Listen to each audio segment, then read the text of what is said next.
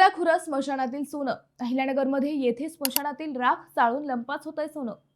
अण्णाभाऊ साठे यांचा स्मशानातील सोनं हा धडा त्यातील भीमा आठवतोय ना मंडळी. अशीच एक भयावह कथा अहिल्यानगरमधील कुळधरण परिसरातील एका गावात समोर आली आहे. एका महिलेच्या अस्थि विसर्जनासाठी कुटुंबीय सकाळी स्मशानात गेले. ज्या ठिकाणी अंत्यसंस्कार करण्यात आले होते तेथे फक्त चाळलेली राख शिल्लक होती. म्हणजेच कुणीतरी रात्रीच राख चाळून त्यामधून सोनं आणि चांदी शोधून चोरी केल्याचा संशय व्यक्त केला जातोय. या गावात परंपरेनुसार अंत्यविधीनंतर तिसऱ्या दिवशी अस्थि विसर्जन केलं जातं. या 2 दिवसांच्या काळात चोरटे संधी साधत असल्याचं समोर आलं आहे. विशेष म्हणजे हा प्रकार पहिल्यांदाच घडलेला नाही. वर्षभरापूर्वीही अशीच घटना घडली होती. त्यावेळी एका महिलेच्या अस्थीचा काहीच भाग गायब झाला होता.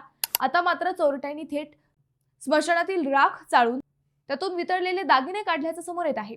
असं सांगितलं जातंय की काही ठिकाणी महिलांच्या अंत्यविधी वेळी त्यांच्या अंगावरचे दागिने काढले जात नाहीत. याच गोष्टीचा फायदा घेत चोरटे अशा घटनांना अंजाम देत आहेत. आता या प्रकरणात प्रशासन काय पावलं उचलणार आणि अशा घटना थांबणार का याकडे सगळ्यांचं लक्ष लागलं आहे.